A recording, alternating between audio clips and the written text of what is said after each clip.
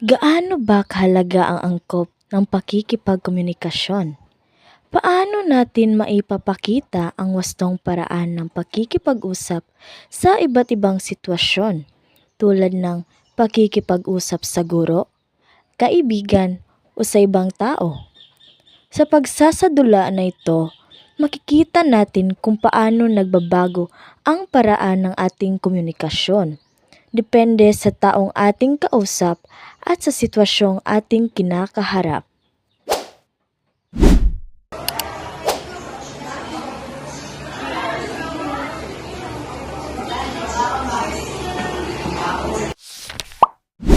Magandang umaga po, Bili. Magandang umaga din. Maaari kayo. Magandang umaga, ma'am. Maaari po ba magtatanong sa aming nakakaralan? Magandang umaga din. Oo naman. Ano ang inyong tatanong? Hindi po kasi namin naunawaan ang bahagi ng gawain. Maaari po kayo ipagkakas. Ipagkakas lang ang kayo at ilagay ang pinakailangan tayo.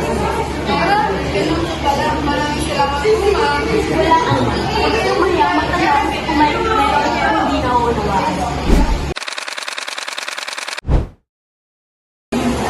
Pre, kamusta? Dapat na break na natin sa Bisaya? Pwede lang, isa, ikaw. Pwede lang yan. Para makapagaro kayo.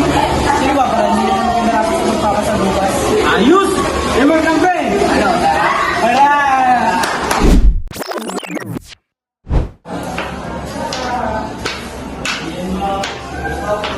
Ngayong araw po, okay na magtanong kung nasaan na yung library.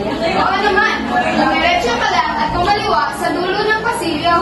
Salamat po, Siyan Tolo. Wala ka naman. Mag-ingat ka.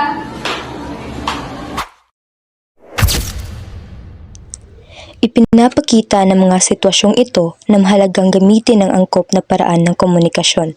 Sa pagkikipag-usap sa guro, kinakailangang maging magalang at formal. Sa pagkikipag-usap naman sa mga kaibigan, maaaring gumamit ng casual na mga pananalita. Samantala sa pagkikipag-ugnayan sa ibang tao, mahalagang panatilihin ang pagiging magalang.